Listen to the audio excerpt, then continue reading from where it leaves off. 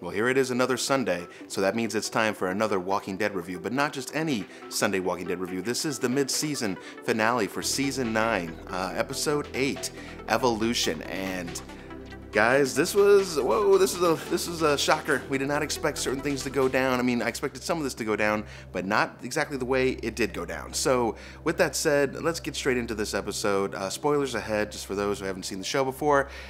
This is mainly about the Whisperers, right? And so their final reveal as we continue into this apocalypse and things just continue to get even more weirder. So let's start off with talking about first Michonne. So Michonne arrives finally with the new crew and DJ and a couple of her peoples. Sadiq comes as well to Hilltop, where they finally get to meet back up with Rosita to find out what was going on. Now currently Rosita is kind of in a little mini coma. She was like dehydrated and all this good stuff, but they get to kind of finally, we see that Michonne has not seen a lot of her friends in a while, and immediately the reception is not the way we'd want to see it. So she's not really greeted very well at the gate, and by the time she does get in, Tara's just kind of giving her this look of like, kind of, what are you doing here? Kind of good to see you, kind of not, disappointed in you, whatever. And so that's kind of a little odd.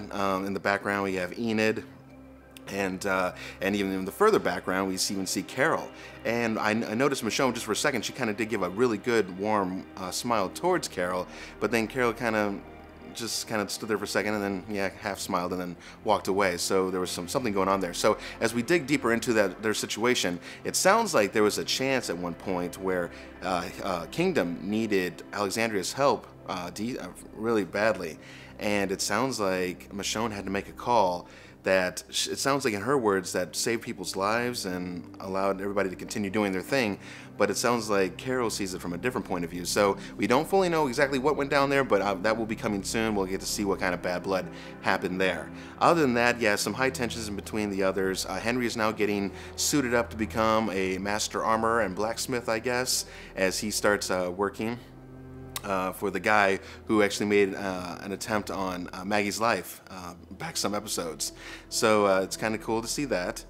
So while Michonne and Henry and everybody else are kind of getting their little comfort zone in Hilltop, we have Daryl, Aaron, and Jesus out on a crucial mission to try and find the missing Eugene and what happened to him. And as they're getting out into the wild, this is the big shocker kind of reveal that we're seeing these herds of walkers, but they're just kind of like going in circles and kind of just doing erratic movement behavior that we're not used to seeing. And so some are believing that maybe they're evolving in some way or another. Daryl just thinks they're just acting weird, period. You know, he's not trying to read too much into it all, which I can appreciate, because don't jump to conclusions.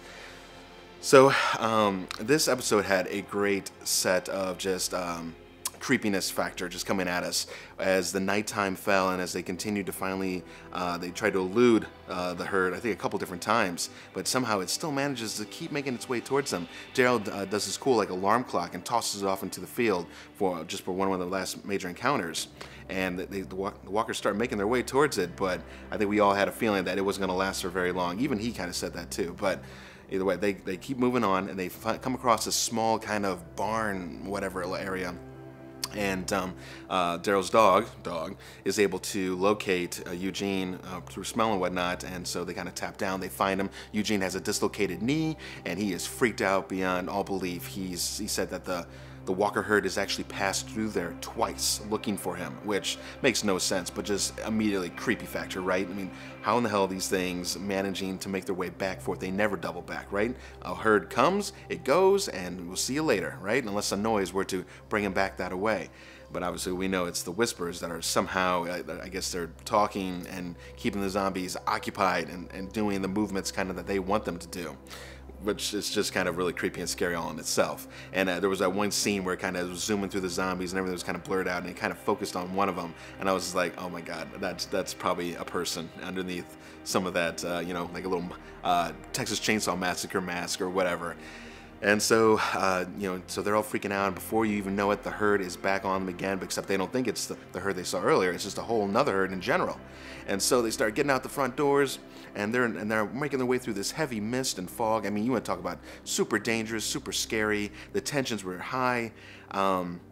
Meanwhile, while this is going down, Rosita finally, she comes back to just before dark, I believe it is, and she's immediately freaked out. She's trying to figure out where she is, and luckily Michonne and Sadiq are there to talk to her and try and, figure out what's going on. But immediately she kind of rips that IV right out of her arm. She's like, we got to get out there. I know where he is. We have to get there before, because you're not going to be able to handle what's out there.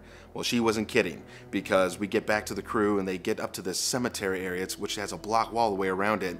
And, Eugene's kind of a bigger guy, so they can't just push him over the edge, and he has no strength left. He's tired as hell. And they find a kind of like a path in between one of the walls that was broken out. So it was like a choke point. So they're able to get through there, but of course the zombies just kind of slowly, one by one, start piling in themselves and making their way through. So through all the darkness, the mist, they make it over to a gate. The gate is locked, well, not locked, but it's jammed, right, from all the dirt and sediment just kind of rising up. So it will not open. And I don't want to ding the episode totally, because I know Rosita did say that she knew, where Eugene was. But all the same, as they're trying to get things open and about to go to hand-to-hand combat, at least Aaron and Jesus are, because Daryl had tried to make a maneuver to try and draw the herd, which failed totally. He threw out firecrackers, didn't even phase him. Well, it phased him for like maybe, 10, 15 seconds, and then he watched as they totally just turned and started making their way back, following the others. How creepy. And even Daryl, you could just see it. We were all just like, WTF, what's going on here? So we get back to the cemetery. They're about to go to hand-to-hand combat. Eugene's in the back, hurting real badly. And then suddenly, this is what I was talking about, like slightly maybe dinging the episode, but Michonne and some of the new crew show up, earning their keep, if you will, and they're trying to help get that gate open, right? And as all this craziness is going down, tensions are high, they start taking out zombies hand to hand. I love Aaron's like metal arm type deal, where he can basically use that as a feeder for the zombies to jump onto, and then he can just stab them in the head. I mean, it annoys me the hell out of me when I watch these people get so close with their hands with these small hand-to-hand combat weapons. It's like one little slip up and you're done. You get bitten, right? So that's kind of cool to see him doing that. Jesus is over there using his samurai sword. He's getting after it too. Maybe took some lessons from Michonne and whatnot, or maybe it was just his skilled period. But either way, he's kicking butt too. As they're just about to get the door open, Jesus makes the call for Aaron to go back, help them get that door open. He's going to handle it. And so Jesus goes into this beast mode, and he's just wiping these walkers one by one. He must have taken out a good 5 or 6. And as he goes back and turns around, just a nice and easy swipe to take this last one out, he swipes the zombie ducks and totally misses and gets behind friggin' Jesus and slams a sword right up through his backside. I mean, just taking him out. I mean, of course, in my mind, I was like, no, he's not dead. He's not dead. He's just wounded, right? Everything's gonna be okay. I really like Jesus' character. This was a hard hit. I mean, not like a balling hit, but just like, damn, man. I mean, this guy was really useful, a great warrior, and here we now have lost another one. I feel like we've lost so many great warriors. Not that there aren't other cool characters, and we're gaining some new ones, but I wasn't ready to lose Jesus yet. I mean, come on. So, yeah, so Jesus takes the knife, but then, of course, the other crew just rolls in there and just starts killing these fake zombie walkers, which are now the Whispers, right? So luckily, they all got theirs. And then as Daryl looks in closer, he kind of takes his knife and he sees there's strings behind the zombie really tightly, knit in. And he peels it off and pulls it off, and it's a human underneath. So it's these people posing as walkers, and I guess they're whispering to the walkers and I guess keeping their attention. So even when they try to like veer off, they still stay the course wherever wherever the human walker people want them to go. These Whispers. So very creepy. Just some sick people. We've got to really see what their motives are and why they're doing this. I mean, I know it's not always good to show why. Sometimes it's better just to wonder and just keep that awe and amazement. But very sick, very crazy. So that was crazy. We lost Jesus. So R.I.P. That dude was a great actor, Tom Payne. I heard he just got engaged, so he has a fiance now, and he's moving on to the next part in his life. But he said he got that call from Angela, and he said I think that was the first call she's made so far as showrunner, and having to cancel somebody. I really wonder if it was a smart move killing him off. I mean, I guess some people could argue that maybe his story arc is done, but I'm like, but he was starting to become a leader, right? Or at least maybe realize that he needs to become a better leader, I guess, as Aaron and some of the others in Tara were trying to allude to him. So I'd like to know what you think. Did you like Jesus as the character, as this new leader for a while for Hilltop these last 5 to 6 years? Or you pretty much think he was done and just ready to move on? I'd really love to hear your guys' thoughts on it. Other than that, I think other noteworthy things were Henry meeting the, I'm going to call them the riffraff crew, young teenage crew at Hilltop. So these kids call him up and they're like, hey, how you doing, man? I mean, we noticed, we saw that scene where he was watching Enid, and Enid walked off with, I think it's Ross, I want to say. And anyways, they kiss, and then he comes over, Ross comes back over. And so, I mean, I guess Henry can see that his chances with Enid are pretty much flat on their feet, at least for now, unless a zombie gets old Rossi boy.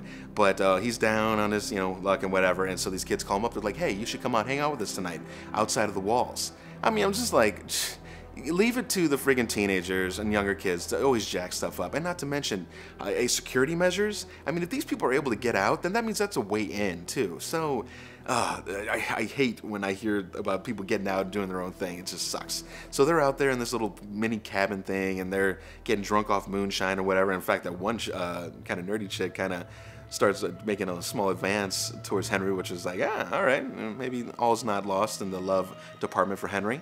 And but then they get out there and they're like, you want to see what we like to do when we get crazy or whatever? They remove these two like metal sheets, and there's a hole that they had dug there to kind of trap things.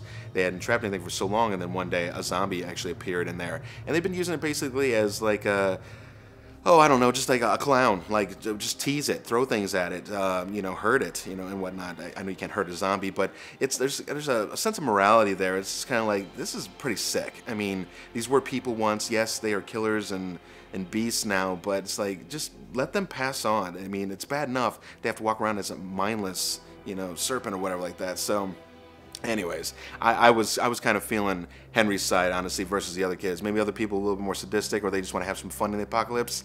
I get that too, but it's still sick. And so Henry, he pops down in there, and he says sorry, and he takes out the zombie, pisses off the others, except the female. The female, she left. She didn't want to watch it, so she wasn't digging that. But the other two guys, they got pissed at Henry. Henry's drunk too, whatever. So Henry gets back. He throws up on Tara's shoes and some other stuff, whatever. He gets tossed in that little jail cell that the guy, and I'm forgetting his last name at the moment, but who had made the attempt on Maggie's life, the blacksmith, and they kind of have a heart-to-heart. He's basically saying, I'll send your ass back to Kingdom, and you can just go back and tell them how you failed. But instead, Henry steps up and kind of reveals a few things. He didn't rat out the friends, or whatever friends, right? But clearly there's going to be a little bit of something going on there, but he was able to at least justify a little bit of what he was doing. Although it was a bit of a lie, at least it kind of kept things on mutual terms. So he's going to get overworked probably on the next blacksmithing set, but that's where he's at right there. So so we had some interesting things here, seeing the new crew kind of pulling their weight, becoming part of the communities in general. We had Michonne, and kind of seeing that tainted blood, I guess, between her and Carol and Tara and some of the others. We'll have to find out more as we move along there. And we had these whispers, and of course this major event where we lost an awesome character, Jesus. And so let's not forget the last main thing that happened in this episode, which I almost forgot to bring up, in fact. Negan. Negan is out and on the loose. I mean, what the hell? So Gabriel, we got that little scene, well, it was a very important scene, where Gabriel is in there and he's very upset, he's very angry. He finds out that Rosita has been hurt. He's not able to get out there and see her because he's there babysitting pretty much Negan and dealing with all his bullshit. And Negan kind of says sorry for half a second, but anyways, as Gabriel leaves and whatever, and the other guy unlocks his arms and I guess lets him loose or whatever, later that night, we see that cell door kind of shifting just a little bit, and I'm just like, tell me you didn't do it. And they did. Let's just get straight to it. They left the door unlocked. And see, this is the thing about human error. My wife mentioned earlier. So you can do the same process over and over and over again. But when it's us humans doing it, sooner or later, emotion, something is going to get in the way, and you're going to F it up. And it big time happened here. Negan gets out and he picks up his ball, and I'm like, are you going to stay? Are you going to do the right thing and just show him that you can be trustworthy? And nope, he straight pieces out. And as we saw, I don't know if anybody saw The Talking Dead, as we saw a couple little quick scenes, he's out with like a shovel and he's going through some of the houses, and it looks like he's about to go on a murder spree, but he comes across a painting on the wall that says, "My family is always with me." It looks like a painting of Judith's, and he just kind of looks to the side, and then they just cut it. So Wow, guys, what a mid-season or mid-season finale as we head into, I guess they'll be back in February to see what's going on. I'm going to give this episode an 8.8 out of 10. It has some really awesome things. The creepy factor was awesome. They really did that these last few episodes as they're bringing in this whispers. It sucks that they killed off Jesus' character. I can't say I fully agree with that, but all the same, it's done and we have to move forward. So it is a heavy hit, and we wish the best, of course, to that actor, Tom Payne. And so we'll wait to see what the next part of the season brings to us. I'm really looking forward to it. Don't forget to like and subscribe to the video if you really enjoyed this review. Make some comments down there below. Let's get some conversation going, what you think might be going down in the next season, or excuse part of this season, I should say. And if you have any other things you want to talk about, don't forget to go out and check out our Dead Nightmare series. If you're wanting some more zombie stuff and you're like, well, I know it's not Walking Dead, but at least it's something to watch, go out and check our Dead Nightmare series. We just released episode 6 about a month ago. It was about a year in the making, 45 minutes long worth of footage. It has kind of a sinister plot in that episode. You can get caught up on the director's cut, episodes 1 through 4. Episode 5 is out there too. I'll have all the links down in the notes below. So, guys, thanks for coming out, and I guess we'll check you back in February. Well, I'll be back here on the show, but we'll see you back with The Walking Dead back in February. See you later.